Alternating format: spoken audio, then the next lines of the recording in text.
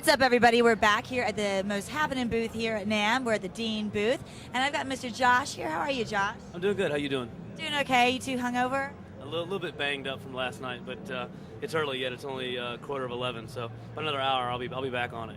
Yeah, that's true. Well, we were over at the Hilton Hotel last night where all the parties were, and it was pretty insane. Yeah, I've kind of nicknamed it the Helton because it's just some people everywhere, man. It's under chaos all night. I love it. It was great. I do too, but yeah, it was definitely like sardines in there. But it was fun. Everybody's drinking, everybody's laughing, everybody's having a good time talking about the NAMM convention.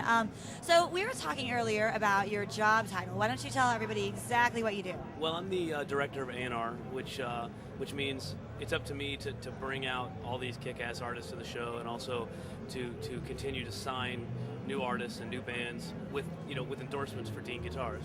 So my job's I kind of feel like I have the best job in the company, man, because I kind of get paid to go meet some of the greatest players out there, and get to hang out with them and know them. All the artists we brought in yesterday, I mean, you saw it was packed in there. We had Dave Mustaine, of course, Megadeth, which was huge. We had Vinnie Moore, the guys from Trivium. I loved the guys from Trivium, by the way. They were so much fun. Well, you know what? And they're stoked because we debuted their signature models, the V and the ML, yesterday. And there's a big buzz about that. John Connolly from Seven Dust, all these very recognizable names. Saliva guys, John and Wayne. So Leslie West, it just goes on and on. So it's really up to me to make sure that we're cutting edge as far as finding new bands, signing new artists, and keeping everything fresh. And people would kill for your job. You know this, right? That's it. You know what I mean? It's cool because you think about it. There's probably only, for the guitar industry, there's probably only a dozen jobs, coast to coast, job openings available to do this. So, and then in addition to that, I also co-manage the custom shop with Dean and Pat Baker, who also heads our pickup department. So, it's just we all kind of wear a few hats at the shop. But yeah, I mean, my job's a great one. I mean, I work, in the office a little bit, and then get to go out and travel and do concerts at night. And so it's great. I love it. It's fantastic. Yeah. Now, how do you guys go about finding artists to be with Dean? Do they come to you? Do you go to them? How does that work? Well, you know what happens. Generally, I've said this before, our best ambassador, they're other artists. So, when we sign an artist, it's like, man, the artists are out there touring every day. And while I go to as many shows as I can regionally, those guys are living it day in and day out. So, you get these multi-bill tours, and it's, man, what are you playing? Oh, man, you got to talk to my guy at Dean. You should try Dean, So really, I've found that we do get bands approaching us, and we do actively pursue bands. But the best way I've found is artist to artist. It doesn't really matter. I mean, in anything, if you buy I'll try to use like a female analogy. You buy some great designer, and you tell somebody, man, have you seen so and so? Right. It's the exact same thing. Whether it's cars, a guy talking about a car, whatever. So it's the exact same thing. So we really take pride in our artists. We treat them well. We bend over backwards for them. We're happy to do that. And that really kind of trickles down to other artists and other bands. And that's what I keep consistently hearing is, the guys that work at Dean, they're such nice guys. They're so easy to work with. Right, that's right. Well, you know what? It's like rock and rollers for rock and rollers, you know what I mean? And that's what we take pride in. And we're all players. We've all toured, and we know what it's about. So we feel like we really fill that niche that a lot of other companies have either forgotten about or just never got to begin with. Well, and it helps people to avoid the frustrations. It does. I mean, my guys can call me literally around the clock. If they need something, they call me. And that's, that doesn't always happen with a lot of other guitar companies. And some of these guys, and most of these guys, have experienced that. And that's why we've seen such a surge of artists in the last 12 to 18 months. And we're proud to be able to fill that need. Absolutely. So. Now, do you ever get starstruck? You know what? I do.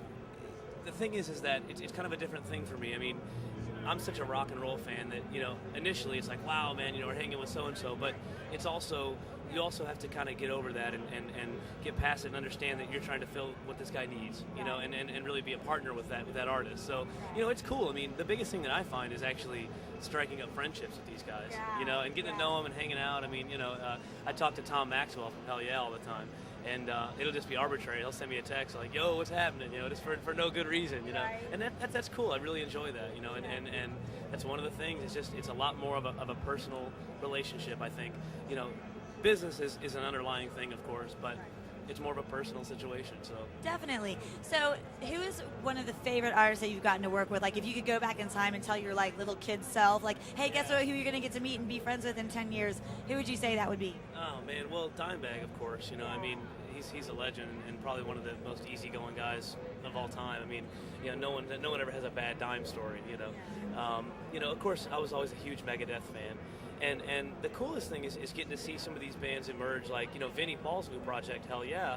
You know, getting to meet Tom and Bob Zilla and all those guys, and it just kind of, you know, being a peer with them is really exciting. And you know, I'm just a kid from the west side of Indianapolis. You know, I mean, we grew up listening to heavy metal records and you know, rock and roll and all that. And then, you know, a lot of people that I know are kind of enamored with this business. You know, like, man, it's so cool. You get to do this and you get to do that. And when you're in it, I mean, you know, you do the showbiz thing. Once you take a step back and you kind of analyze it, you know what? It is pretty damn cool that you get to do that, you know? So really everyone, I mean, just all the people I've gotten to meet through the artists and our artists alone, it's just, I never would have dreamed, you know, 10 years ago, this is where we'd be now. So, and who knows where we'll be, you know, 5 years from now.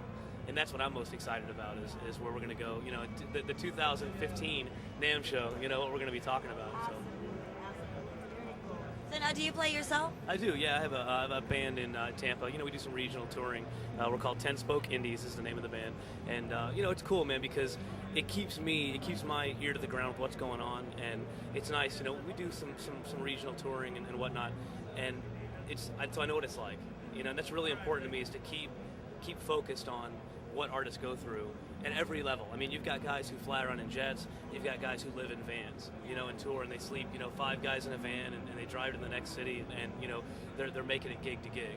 And that's, you know, for me to still be able to play and do that, it keeps it fresh in my mind, you know, why it's so important for a guitar company to support an artist, no matter whether they've got helicopters or they've got, you know, a van with, you know, 10 guys, you know. So, and that's, you know, we take a lot of pride in that. Absolutely. Now, what's your personal favorite Dean? My favorite Dean, I have a split tail, which is one of my personal favorites. It's just a sinister looking guitar. I love it. I've got an ML, and I've got a Soltero, which probably my split tail. I love them all. I mean, you know, I can't really pin one down, but I think if they said, okay, you can take one Dean and that's it, it'd probably be my Lost 100 ML. You know, because it was, you know, we worked hard on that series, and it's something about it. I love it, man. And of course, being a huge Dime fan, you know, so that'd probably be the one. Awesome. Well, good to know. Well, Josh, thank you so much for talking with us. I appreciate you taking time out. And so everybody stick around. We're going to continue talking to people, meeting more musicians, and checking out more guitars. It's going to be awesome. It's a party over here, so stay tuned.